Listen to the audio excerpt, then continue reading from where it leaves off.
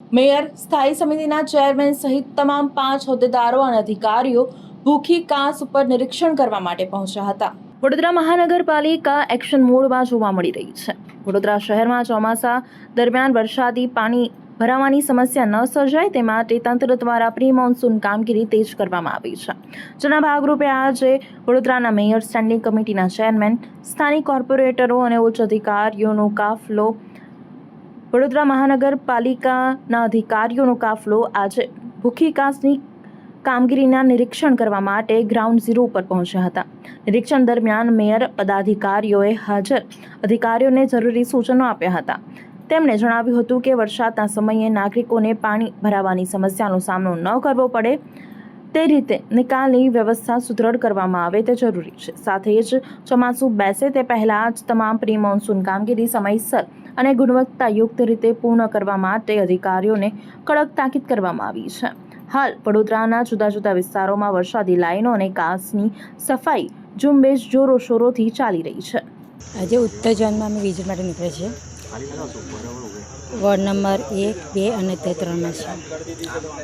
તો એમએસસી પાછળની જે વરસાદી કાંસ છે, ઓછી કાંસ છે, એમાં જે અત્યારે ક્લિનિંગ થઈ રહ્યું છે, સફાઈનું કામકાજ થઈ રહ્યું છે, તો એના માટે અમે વરસાદ આવ્યા પહેલાં કેટલું કામ થયું છે કેટલું નથી થયું એનું નિરીક્ષણ કરવા માટે જ અત્યારે અમે આવ્યા છીએ। અને મારી સાથે અમે 5 અધિકારીઓ છીએ અને પ્લસ બીએમસીની ટીમ છે, પૂરી કાઉન્સિલરો સાથે છે, પ્રમુખ છે, મંત્રી છે, બધા સાથે છે। અને જેટલી ઝડપી બને વરસાદ આવ્યા પહેલાં એનો નિકાલ આવવા માટેનો પ્રયત્ન કરી રહ્યો છે। ચોમાસું નજીક છે એટલા માટે જ પૂરી ઝડપે કામ થાય એના માટે જ અમે લોકો અત્યારે નીકળે છે।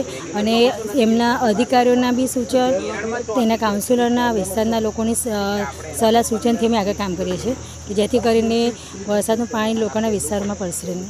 અધિકારીને કોઈ સૂચન આપ્યું? અધિકારીઓને ખાલી જણાવ્યું છે કે જેટલું ઝડપી બને એટલું કામકાજ કરે અને જ્યારે ક્લિનિંગ થઈ રહ્યું કચરું જે બહાર ફેંકે છે, જે લોકો કે ઘણા લોકોના ફોન આવે છે કે ઠેર ઠેર કચરા પડ્યું છે, આ છે, તો એની સફાઈ માટે બી તકેદારી રાખવા માટેનું કરીને આપણે દર વર્ષની જેમ 1 મેથી માંડી અને 10મી જૂન સુધીમાં આપણે પ્રી મોન્સૂનની કામગીરી કરતા હોઈએ છીએ। એ સંદર્ભમાં આ કામગીરી ચાલે છે। ઓલમોસ્ટ 95% જેટલી કામગીરી પૂર્ણ થઈ ગઈ છે। જ્યાં મશીનથી કામ કરી શકાય એવું છે ત્યાં ઝડપી કામગીરી કરી શકાય છે। અહીંયા આપ જોઈ શકો છો કે જ્યાં મશીન ઉતારી શકાય તેવું નથી એવી શહેરની થોડી જગ્યાઓ છે ત્યાં આગળ આપણે મેન્યુઅલથી કરવી પડે છે, એટલે એ રીતે કામગીરી ચાલે છે અને આગામી મોન્સૂન પહેલાં આ કામગીરી પણ પૂર્ણ થઈ જશે।